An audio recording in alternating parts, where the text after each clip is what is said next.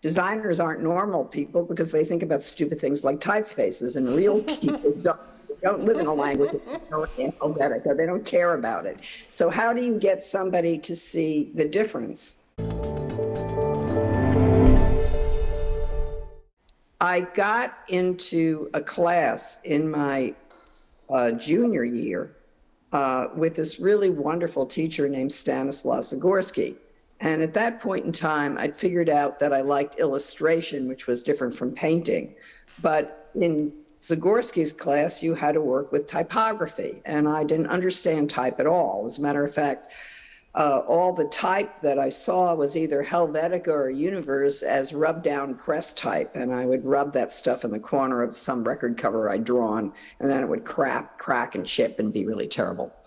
So he said to me 3 words, Mr. Zagorski. He said, Paula, illustrate with type. And I didn't understand quite what he meant until I began to look at typography and type books and understand the difference of form, and that type had personality, and that type could be image. And he gave me my whole career right there. So I began being an art director at CBS Records with an understanding of the difference between what an art director could achieve, what a designer achieves, and what an illustrator achieves. And I knew the legends in the field who were accomplishing these things, and could see what sort of avenues they were. And when I quit CBS in 1982, just as CDs came in, which I did not want to design because they were little, and I liked making big things, which I still do. I don't like making things that you can hold in your hand unless they're so little that they're magical. But in any event, I wanted to run my own business, and it took me a lot of courage. I formed a partnership with somebody I went to college with named Terry Coppell, and we founded a business called Paula Scher. And there I really began to define my vocabulary as a typographer.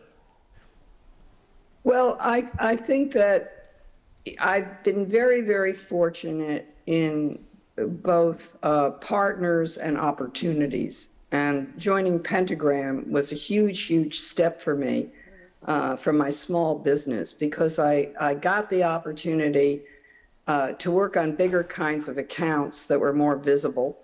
And I had the ability to learn from my partners. And some of it was about design, some of it was about business. I mean, I really didn't know how to present anything to a client that would get them to want to use it other than what it looked like until I met my partner, Michael Beirut, and saw him in action.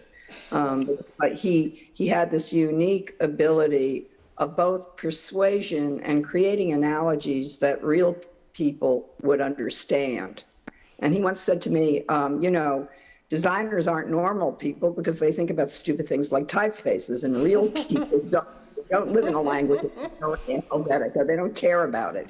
So how do you get somebody to see the difference? And I remember years ago, he was working on some packaging project at Pentagram, and he had the real packages sort of built, and they were completely typographic. And one was in Times Roman, and one was probably in Future or something like that.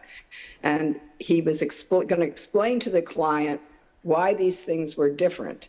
And he had a sign over each design. And the first design said, "This is Times Roman. It is a serif typography. It has the little feet."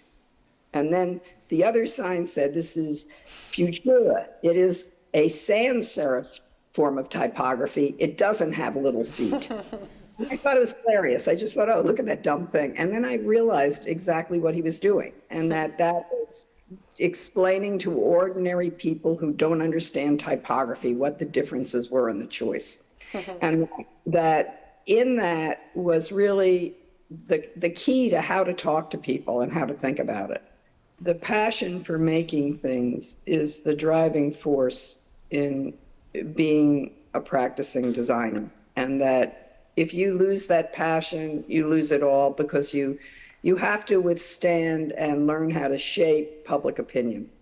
So that I would become philosophical with it. Don't be discouraged by it, and then life will be a lot more pleasurable for you.